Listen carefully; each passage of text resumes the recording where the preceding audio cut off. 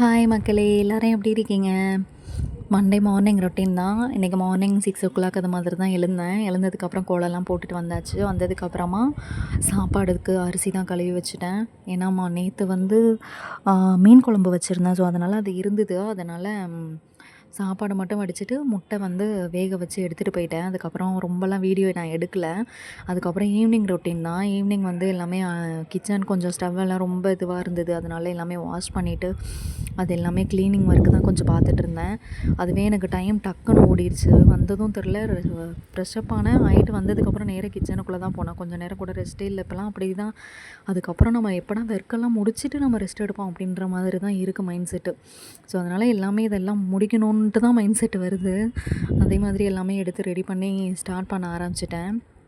அந்த ஸ்பாஞ்ச் வந்து அந்த ஸ்க்ரப்பர் இருக்கு இல்லையா, அது வந்து மீஷோவில் கம்மி ரேட்டு தான். ஆனால் நல்லாயிருக்கு, சூப்பராக இருக்குது. 80 ருபீஸோ என்னவோ தான். அது ஒரு 7 பீஸா 6 பீஸோ அது மாதிரி தான் வந்திருந்தது. நல்லா இருந்தது. அதுதான் நான் வாங்கியிருந்தேன். அது ஒரு 2 மந்த்ஸ் 1 மந்த்ஸு ஒன்ஸு இது மாதிரி நம்ம வந்து யூஸ் பண்ணிக்கலாம். நல்லாயிருக்கு. அதுதான் இப்போ நான் யூஸ் பண்ணிகிட்ருக்கேன். ஒரு பீஸ் மட்டும் நான் வாங்கும்போது 15 ருபீஸ் இருந்தது. ஆனால் இது வந்து ஆஃபரில் நிறைய பீஸ் கொடுத்துருக்காங்க. இது கொஞ்சம் நல்லாவே லென்த்தியாகவும் இருக்குது. நல்லா இருக்குது. வாங்கி யூஸ் பண்ணி பாருங்கள், எப்படி இருக்குதுன்னு சொல்லுங்கள் பார்த்துட்டு.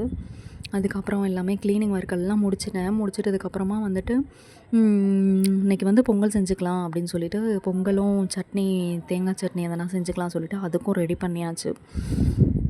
அதுக்கப்புறமா நான் அதை எல்லாமே ரெடி பண்ணுறதுக்கு ஸ்டார்ட் பண்ணிவிட்டேன். அதுக்கு முன்னாடி வந்து பசங்களுக்கு ஸ்நாக்ஸ் வேணும்னு சொல்லிட்டு இருந்தாங்க. சரி என்ன செய்யலான்னு யோசிச்சுட்டு இருக்கும்போது தான் சத்து மாவு இருந்தது. இந்த பால்வாடியிலலாம் கொடுப்பாங்க இல்லையா, அந்த சத்து மாவு. அது எப்போவுமே கொழுக்கட்டை அந்த மாதிரி செஞ்சு கொடுப்பேன். அந்த மாதிரி லீவு டேஸில் எனக்கு அதிகமாகவே கிடைக்கும்.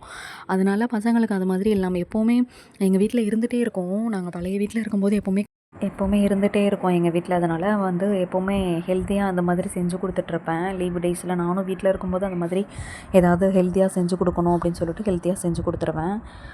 இன்றைக்கி அது செஞ்சு கொடுத்தேன். அப்புறம் ஓரளவுக்கு சாப்பிட்டாங்க. சாப்பிட்டதுக்கப்புறமா பொங்கல் தாளித்து விட்டுறலான்னு பொங்கலும் தாளிச்சாச்சு. தேங்காய் சட்னி செஞ்சுட்டேன். அதுக்கப்புறமா பொங்கல் தாளிக்கிறதுக்கு முன்னாடியே மேலே போய் விளக்கெல்லாம் ஏற்றிட்டு வந்ததுக்கப்புறம் மேலே செடிக்கெலாம் தண்ணி ஊற்றுறதுக்காக போயிட்டேன். கொஞ்ச நாளாக வந்து அந்த மருதாணி செடி வந்து வீட்டில் வளர்த்துட்ருக்கேன். அந்த செடியில் வந்து பார்த்திங்கன்னா தண்ணி ஊற்றாமல் இருந்ததாலேயே என்னென்னு தெரில, இந்த வெயிலுக்கு வந்து ரொம்ப காஞ்சு போயிருந்தது.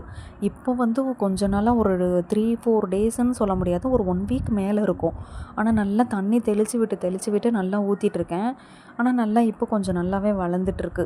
ஆனால் மார்னிங் டைமில் எனக்கு, ஏன்னா நான் வந்து ஸ்கூலில் ஒர்க் பண்ணுறதால மார்னிங் டைம் எனக்கு 8:00 நான் வந்து இன் டைமு. ஸோ அதனால் எனக்கு டைமும் ரொம்ப கம்மியாக இருக்கும். எனக்கு மார்னிங் டைமில் நான் செடிக்கு தண்ணி ஊற்றவே மாட்டேன்.